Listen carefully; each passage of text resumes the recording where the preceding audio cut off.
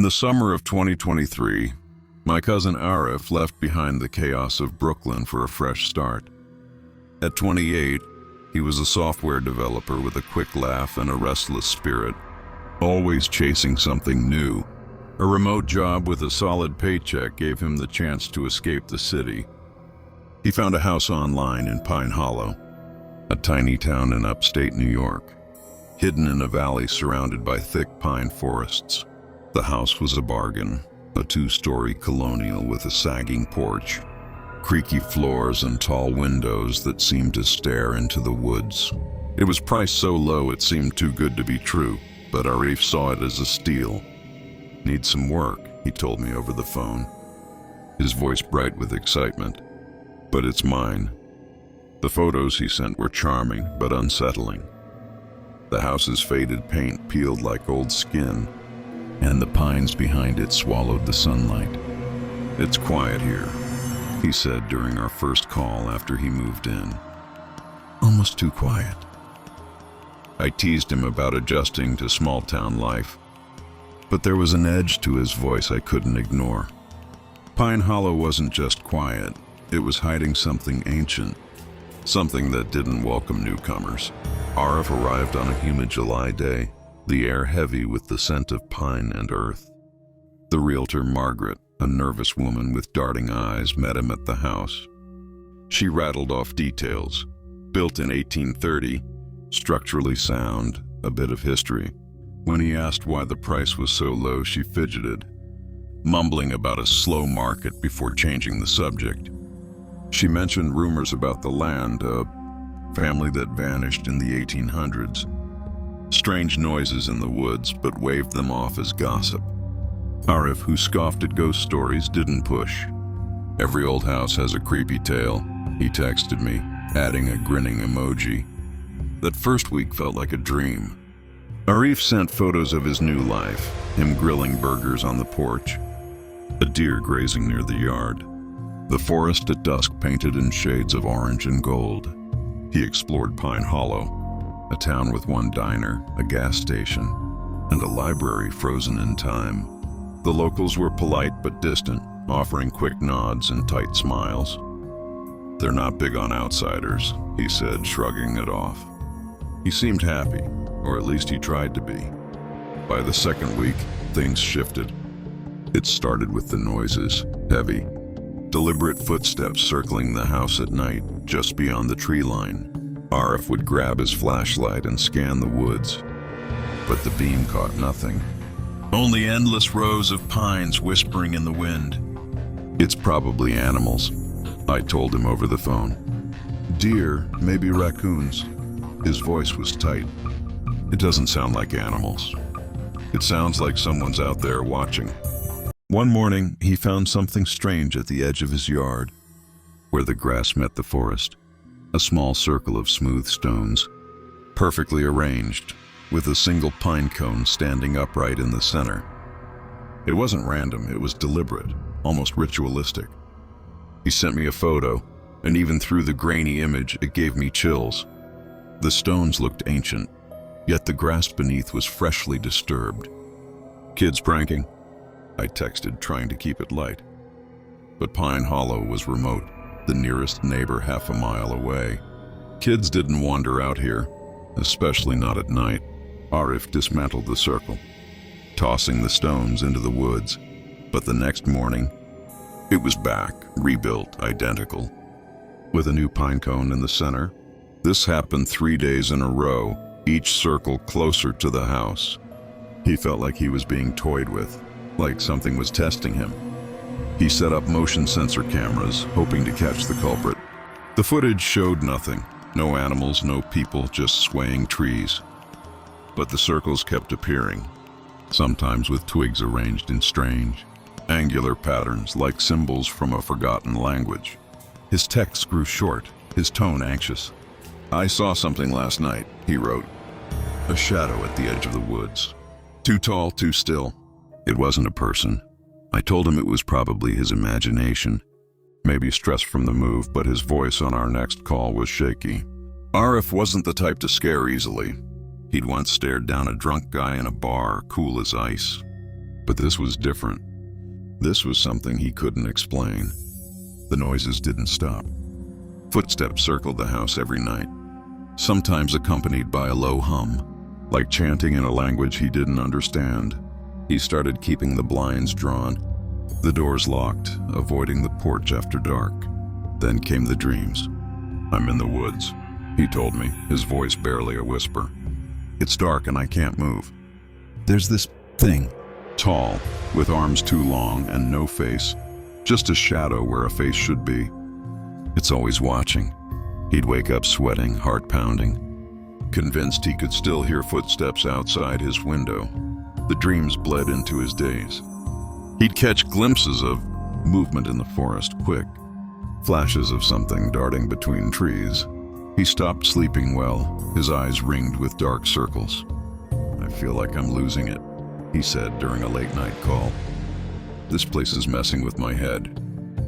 I urged him to visit me in the city, take a break, but Arif was stubborn. "I'm not letting some creepy woods scare me out of my house," he said, his voice firm but strained. He threw himself into research, spending hours at Pine Hollow's library, poring over old records and yellowed newspapers. What he found made his stomach churn. In the 1840s, a family named the Warrens lived on his land. They were reclusive, rarely seen in town, and rumors swirled about rituals in the woods, offerings of stones and bones to something called the Watcher. One winter, the entire family, parents, 3 children, a grandmother, vanished. Their house was found empty, the fire still burning, a single stone circle in the yard. The townsfolk assumed they'd fled, but some whispered the Watcher had taken them. There were other stories. Loggers in the 1900s refused to work near the forest, claiming they felt watched. A hiker in the 1970s went missing for 3 days, returning delirious, babbling about a shadow that moved like water. Recent blog post by a local teenager described a tall, featureless figure in the pines watching her. The post ended abruptly. The girl's family moved away soon after. Arif called Margaret, the realtor, demanding answers. She was evasive, claiming the stories were just rumors. But she admitted the previous owner, Harold, had left after 6 months, complaining of feeling not alone in the house, hearing whispers, finding stone circles. By the 5th week, Arif was unraveling. He wasn't sleeping, barely eating, and his work was slipping, missed deadlines, curt emails. His boss noticed, and Arif, once the life of every family gathering, was now jumpy, withdrawn. He upgraded his security, brighter floodlights, more cameras, but the stone circles kept appearing, now just feet from the porch. The footage was useless, hours of nothing. Then a flicker of static, and a new circle would be there. One night a camera caught something else. Arif sent me the clip, his text reading, "What is this?" It showed a shadow, tall, impossibly thin, limbs bending at wrong angles, gliding across the frame. It didn't walk. It flowed like smoke, vanishing into the trees. I watched it over and over, trying to rationalize it. A glitch, a trick of the light. But it was wrong, unnatural, and it made my skin crawl. I begged him to leave, to stay with me or book a hotel, but he refused. "I need to know what's going on," he said, his voice hollow. He started sleeping during the day, staying up all night with the lights on, a knife in one hand, his phone in the other. He'd call at odd hours, whispering about new sounds, a hum from the woods, scratching at the windows. He found scratches on the house's exterior, long and jagged like claw marks. The air in the house felt heavy, oppressive, like it was pressing down on him. The breaking point came on a cold, moonless night in August. Arif was in the kitchen, checking the locks, when the power cut out. The house plunged into darkness, the silence so thick it felt alive. Then, from the living room came a low, guttural hum, like a dozen voices chanting in unison, in a language he couldn't grasp. His phone flashlight barely cut through the dark. casting twisted shadows on the walls. He grabbed a kitchen knife, hands shaking, and crept toward the sound. The living room was empty, but the front door was wide open, swinging in the breeze. He'd locked it. He checked it every night, a ritual born of fear. The humming stopped, replaced by footsteps outside, slow and heavy, circling the house. He slammed the door shut, bolted it, and backed away, the knife trembling in his grip. Then he saw it through the window. The shadow, standing just beyond the porch, its featureless face pressed against the glass. It was tall, its limbs unnaturally long, its body a void that seemed to swallow the light. It didn't move, didn't blink, just stared. Arif's memory blurs here. He says he screamed, dropped the knife, and backed into the wall. The shadow stayed still, but the humming returned, louder, vibrating in his skull. He blacked out, collapsing to the floor. When he woke, sunlight streamed through the windows. The power was back and the door was locked. The knife lay where he'd dropped it. But there was something new. A single pine cone on the kitchen table, placed perfectly in the center, as if someone or something had been inside. He didn't wait for another sign. He packed a bag, threw it in his car, and drove to Albany, checking into a hotel with bright lights and people nearby. He sold the house at a loss, refusing to return, even to collect his things.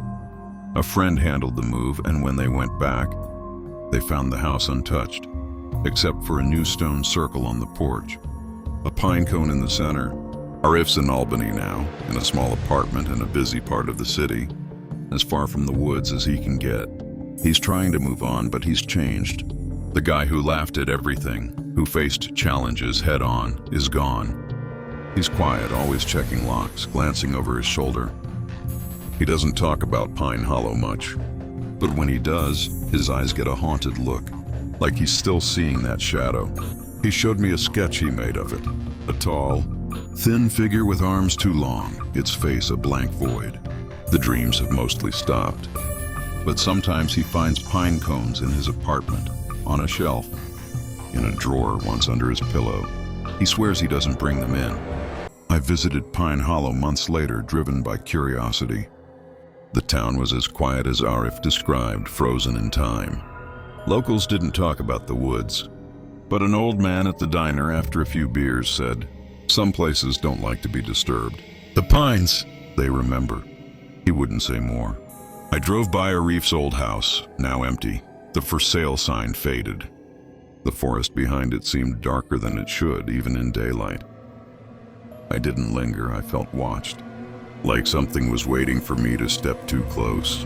Arif's better now, but he'll never be the same. Whatever he saw in Pine Hollow left a mark, a shadow that follows him even in the city. Sometimes when I hear a strange noise at night, I think of those pines, of the Watcher, and wonder if it's still out there, waiting for someone else to disturb its domain.